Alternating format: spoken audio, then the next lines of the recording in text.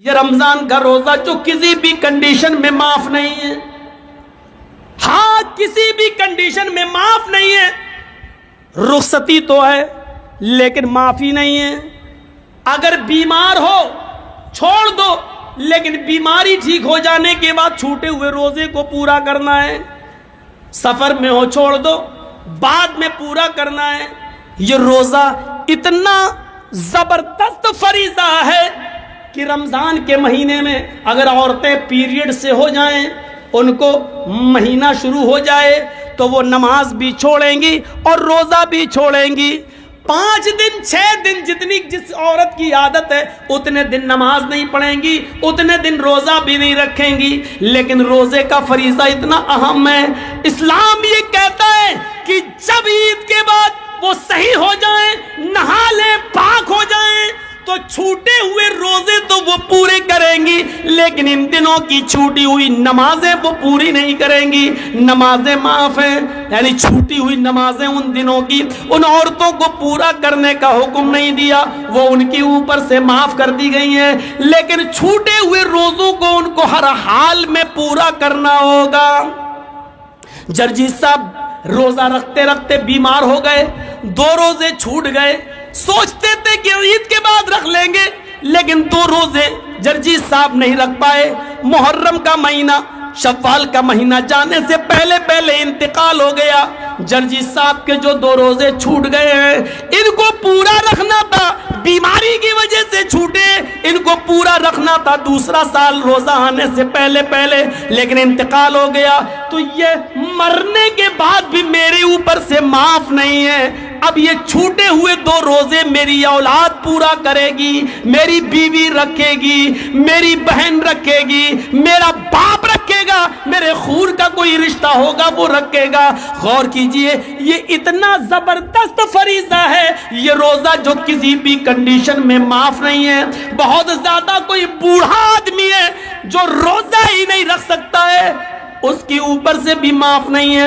ہر روزہ نہیں رکھے گا لیکن ہر ایک دن کے روزے کے بدلے میں مال فدیہ دے گا. ایک مسکین کھانا کھلائے گا، ایک فقیر کو کھانا کھلائے گا، پیٹ بھر کے اس کو کھانا کھلانا ہے. اب چاہے تو 30 دن کا اکٹھا اس کو دے دے، یا 30 دن اپنے گھر میں بلا کر کھلائے، یا 30 دن کے کھانے کا راشن اس غریب آدمی کے گھر میں پہنچا دے. لیکن راشن پہنچانے سے پہلے سمجھ لینا، صرف چاول پہنچاؤ گے تو نہیں چلے گا.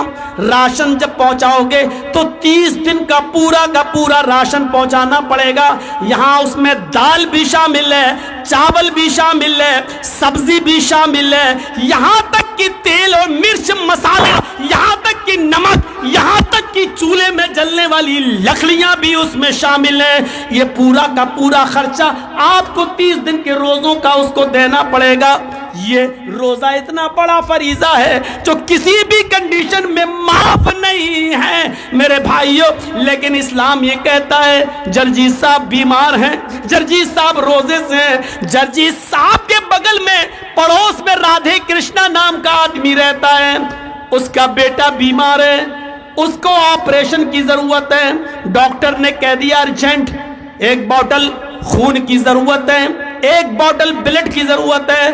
اس کے گروپ کا بلڈ چاہیے، اس کے گروپ کا بلڈ نہیں مل رہا ہے. جرجیت صاحب کا بلڈ گروپ وہی ہے جو اس ہندو لڑکے کا ہے.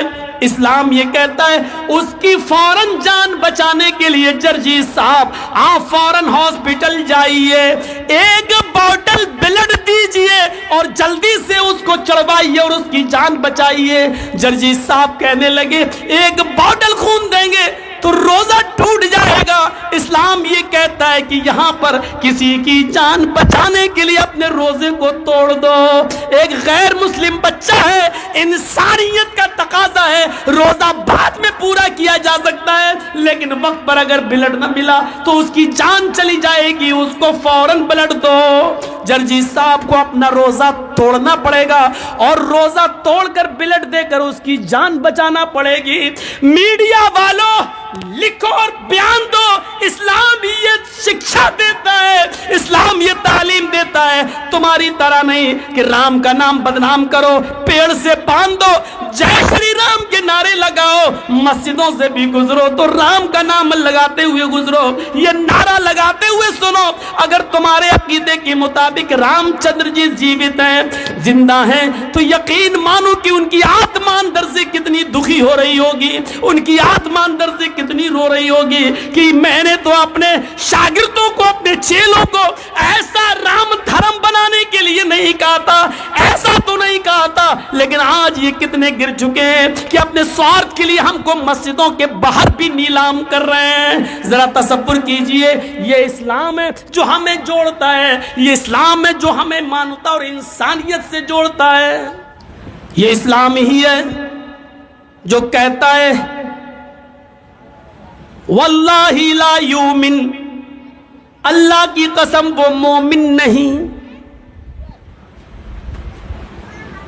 حضرت عائشہ پوچھتی ہے کون مومن نہیں، اور اللہ کے نبی کہتے ہیں وہ مومن نہیں جو خود پیٹ بھر کے کھانا کھا لے اور اس کا پڑوسی بھوکا سو جائے۔ اور پڑوسی میں ہندو اور مسلمان کی کوئی قید نہیں لگائی، پڑوسی ہے چاہے وہ جو بھی ہو۔ حضرت عبداللہ ابن عمر بڑے صحابی گزرے ہیں، ان کا پڑوسی یہودی تھا، ان کے گھر بچہ پیدا ہوا، کس کے؟ عبداللہ ابن عمر کے گھر میں ڈیلیوری ہوئی، ولادت ہوئی، بچہ پیدا ہوا۔ 7ویں دن انہوں نے اپنے بچے کا عقیقہ کیا۔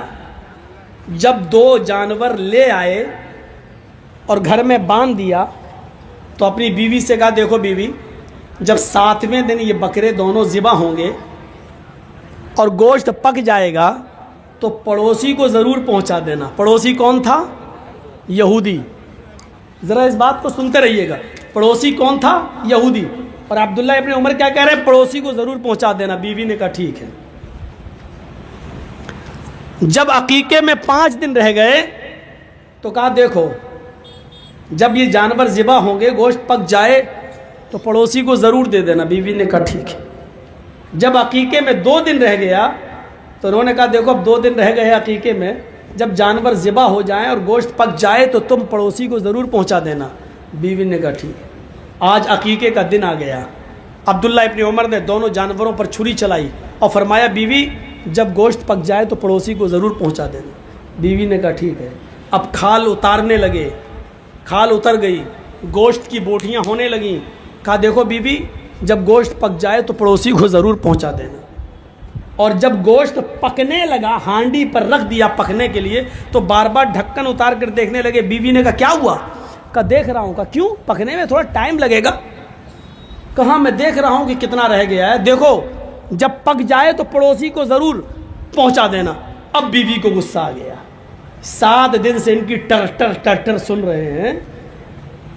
تو بیوی نے کہا ارے سن لیا میں نے، 7 دن سے آپ چلاتے چلے جا رہے ہیں پڑوسی کو دے دینا، پڑوسی کو دے دینا۔ ارے میں آپ کی بیوی ہوں، ذمہ داری سمجھتی ہوں، آپ نے کہہ دیا پکنے تو دیجیے، میں پہنچا دوں گا، پہنچا دوں گی، کیوں پریشان ہیں آپ؟ اب چپ ہو گئے۔ کہنے لگے بیوی ڈانٹ کیوں رہی ہو؟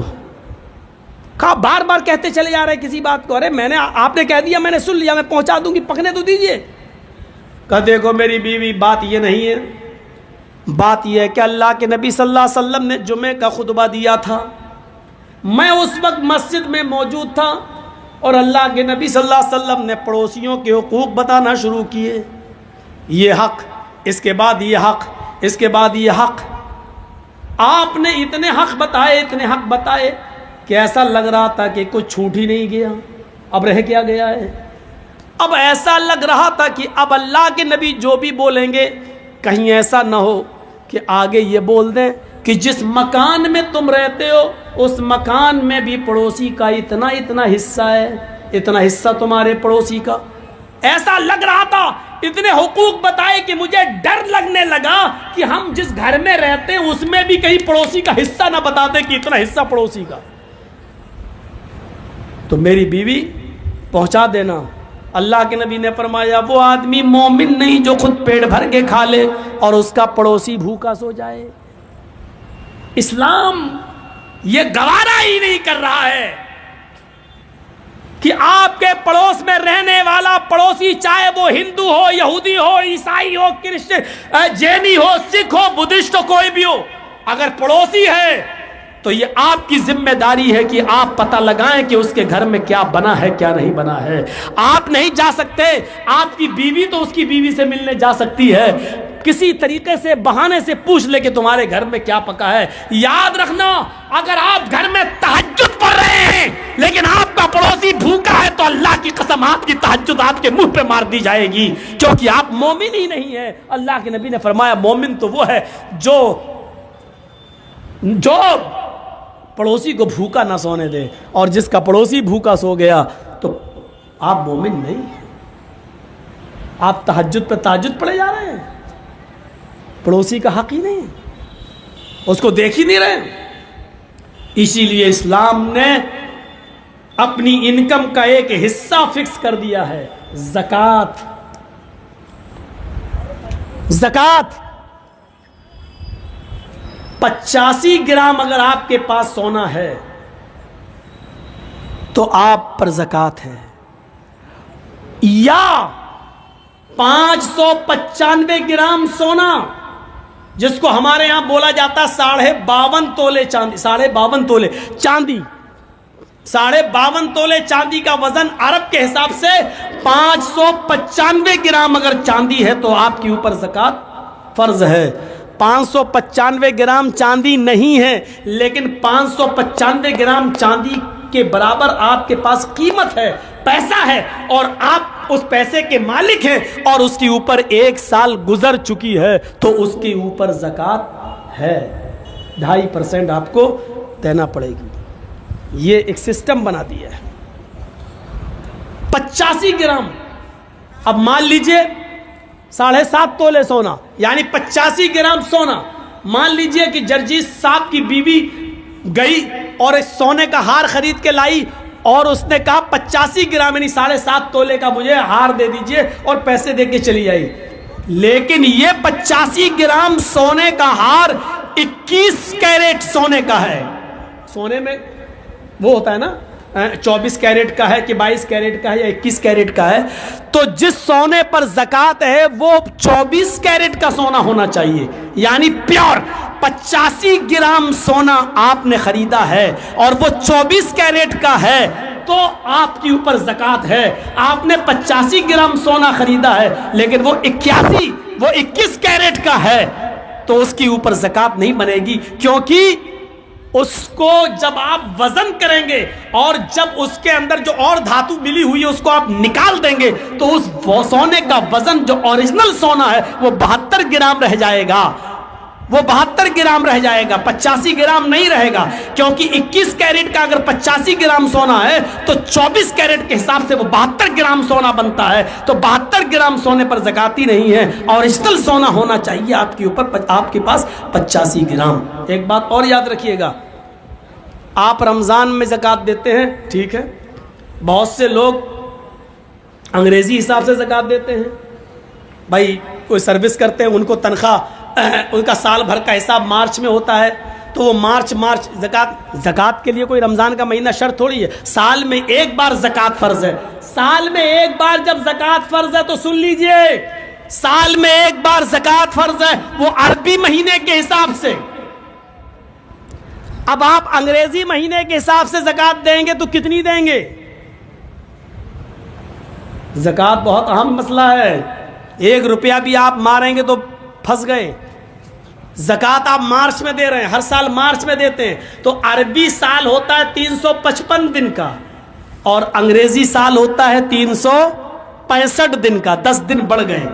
آپ جب انگریزی کے حساب سے سال میں ایک بار زکوٰۃ نکالتے ہیں تو آپ کی زکوٰۃ 2.5% نہیں نکلے گی، آپ کی زکوٰۃ تھوڑی سی بڑھ جائے گی، اب آپ کی زکوٰۃ بنے گی 2.577%۔ سمجھ رہے ہیں نا؟ یعنی 1,00,000 روپے میں 2,500 دینا ہے آپ کو عربی سال کے حساب سے، 2,500 یعنی 2,500، لیکن آپ انگریزی حساب سے جب آپ زکوٰۃ دیں گے تو زکوٰۃ کتنی دیں گے؟ 2,577 روپے۔ یعنی 77 روپے زیادہ دینا پڑے گا، کیونکہ 10 دن بڑھ گئے ہیں، اس کی زکوٰۃ آپ کو الگ نکالنا پڑے گی 2.577۔ کہاں ہیں آپ؟ اسلام نے اتنا بھی حق نہیں مارا کسی غریب کا۔ یہاں تو سب کے حق مارے بیٹھے ہیں۔ زکوٰۃ پوچھو کتنے لوگوں نے دی ہوگی، تو ابھی دیکھیے مولانا رمضان میں بہت لوگوں کو زکوٰۃ دی ہے۔ کتنی دی ہے؟ کیا آپ اپنے مال کی پوری زکوٰۃ ادا کرتے ہیں؟ حساب کتاب ہی نہیں رکھ پاتے ہوں گے پورا۔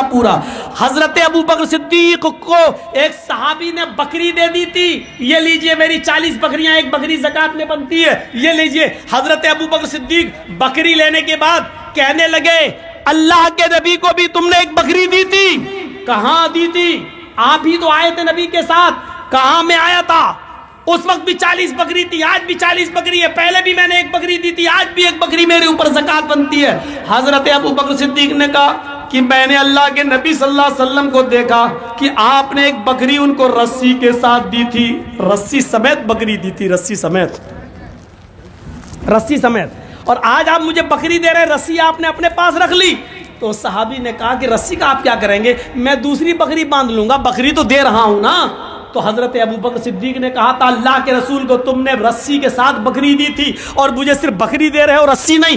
اللہ کی قسم اگر رسی روک لو گے، بکری تو دے رہے ہو لیکن رسی اگر روک لو گے تو میں تم سے جہاد کروں گا، میں تم سے لڑوں گا، میں تم سے قتال کروں گا، میں تم سے جہاد کروں گا۔ غور کرو، بکری دے رہا ہے وہ صحابی، صرف رسی روک رہا ہے، تو ابو بکر صدیق کہہ رہے ہیں کہ میں تم سے جہاد کروں گا، میں قتال کروں گا۔